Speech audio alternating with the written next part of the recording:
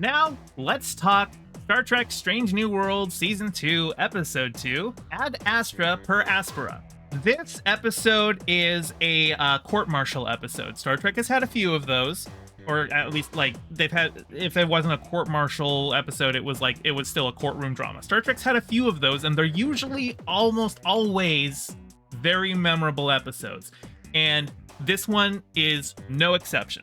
As we last left our dear number one, Una Chin Riley, the Enterprise's first officer, who presented herself as a human when she joined Starfleet, but is actually an Illyrian, which is a species that practices genetic modifications on themselves to better suit their environments.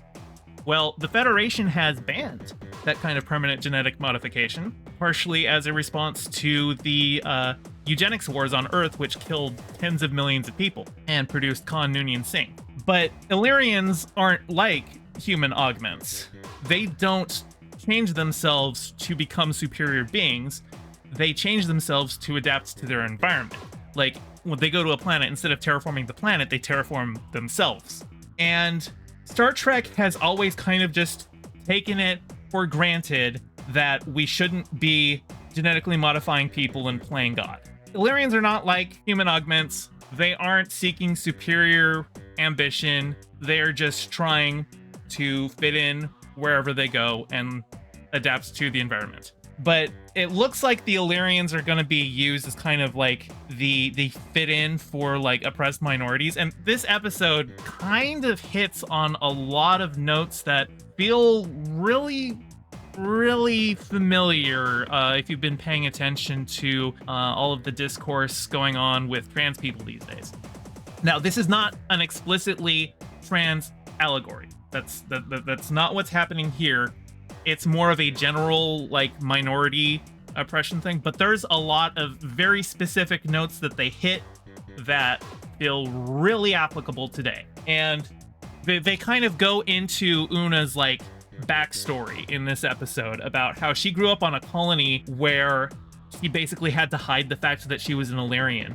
That basically, once people found out that there were Illyrians living there, things kind of, like, spiraled out of control really fast. Like, first it just started with slurs being used against them, augment, and like I think mutie or something like that. They had a couple of slurs that they would throw at them. One of the big things is about healthcare, because when she was a kid, she broke her leg, and it's an easy fix, super easy fix, except that one of her Illyrian modifications causes her to glow whenever she is sick or injured, because it's her body basically burning out the infection to heal the wound. But it wasn't enough to fix the leg. Like, the bone needed to be set, and if they went to a doctor, the doctor would immediately see that they're Illyrian, and they could be arrested for it. And so, while her parents are debating what are they going to do, an infection sets in, and she almost dies from a broken leg, because they're terrified of taking their kid to a doctor and having the government go after them for it. Now, if that's not on the nose, I don't know what is. In this episode, she is being court-martialed because she lied to Starfleet on her application, lied that she said that she was human and not Illyrian, and so that's what's going on. And originally, they gave her a plea deal, which was going to be a dishonorable discharge, and records about her being an Illyrian would be sealed. She could go live her life as a Federation citizen just fine. Just she would be dishonorably discharged from Starfleet, but she could live her life. But she gets a lawyer that is actually an old friend of hers from that colony, who they haven't really talked to in a while, and it seems like she might have been like a romantic partner of hers. They kind of have something like that. There's like explicitly a discussion about passing, which is not an exclusively trans thing. There have been black people who can pass as white. So there's a lot of parallels to a lot of different things, but it feels pretty notable here. And I think the main thing is that she could pass as human, and eventually her colony got so bad that they enacted apartheid and had all the Illyrians living in their own city. But she and her family, because they passed as human, they decided to stay in the human part of the city. And that, I think, is what caused a division between her and her friend, who is now her attorney. One thing that gets brought up as they're doing the court-martial is they bring in Admiral Robert Atherell, who's the first captain of the Enterprise and used to be her CEO and was the one who sponsored her application into Starfleet. And,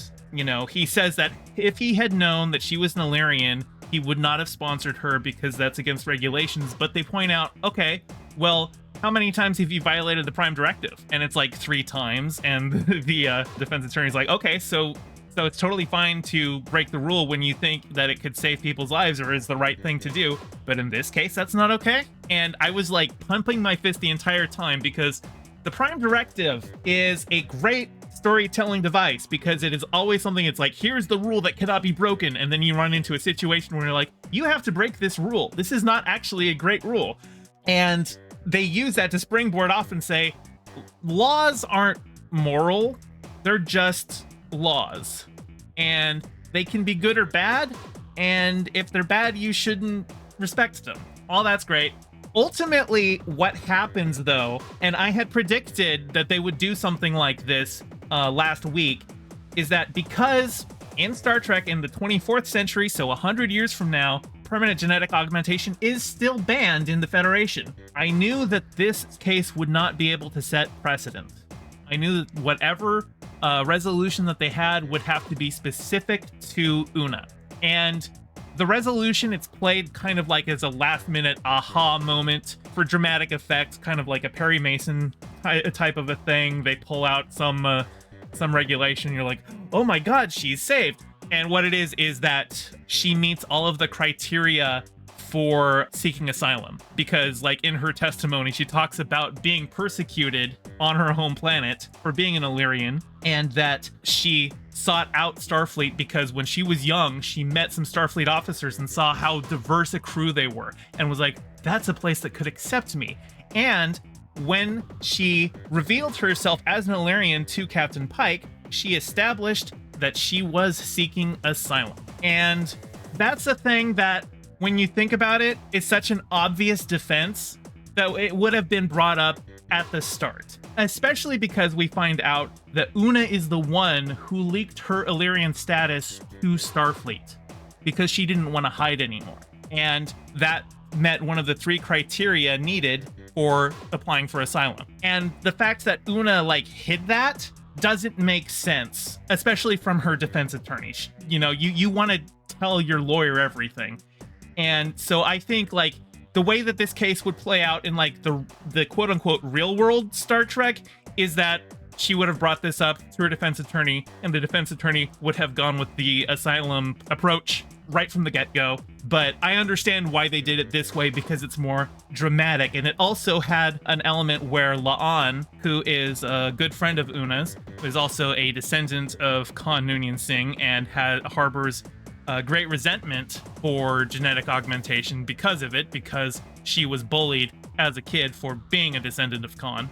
When she found out that Una was an Illyrian, she was mad and she recorded a personal log about it, and she suspected that Starfleet might have subpoenaed her logs and used that to determine that Una was an Illyrian. So she was worried that she was the one who got Una turned in, and they had that kind of as a running plot in the episode, so that when we find out that it was actually Una, it's that big additional reveal. But a lot of things in here are just kind of built for, you know, the dramatic tension of the court and, you know, making it a more exciting hour of television, which is pretty much always the case with legal dramas. Things never play out in courtroom shows the way that they actually do in a court. There's always gonna, you know, you always have the Perry Mason moments, the last minute, aha, we've got it. But in reality, 99.99999% of the time when you go into a courtroom, there are no surprises. Everyone's got their legal strategy pretty much set in stone at that point. But, you know, it's some good drama. It is a really good episode, especially talking about the ways in which prejudice can come about even from the best of intentions. And I think especially just some of the things they were talking about in terms of, like, the healthcare and the growing prejudice that just started with slurs and some small fear-mongering just grows and grows and grows until it becomes social unrest and they become like a scapegoat. It's really hard not to see the trans parallels in this episode. I think this is probably one of the best episodes of this show, and I think it will remain one of the best episodes of the show even if they get like 7 seasons. This is a highlight. This is like right up there with like Measure of a Man from The Next Generation. Can't recommend it enough. Really good. I know I've spoiled like the what happens, but there's so many emotional moments that it's really, you know, watching them play out, and the impassioned speeches and all of that. Even if you had like been point for point spoiled on every part of this episode, it doesn't actually ruin anything for you because it's the way it plays out. You're gonna enjoy it. Watch it. I'm probably gonna watch this like a couple more times tonight. It's so good. Also, Paramount has released the first episode of season 2 on YouTube for free. The first season's already free on YouTube. They released this one. I don't know how many more they're going to release free on YouTube, but it really looks like they're really pushing this show out to as many people as possible because they feel very strongly about it, and also because they really need people to subscribe to Paramount Plus because they lost a lot of money on it. But I encourage everyone to go watch it if you have not yet. It is a really, really, really great show. Cannot stress this enough. And this is an episode that you really could just watch on its own. Even I would recommend watching the whole show before you get to this point, but you could watch Measure of a Man just on its own. You can just watch this one on its own, and it still holds up. Really good episode.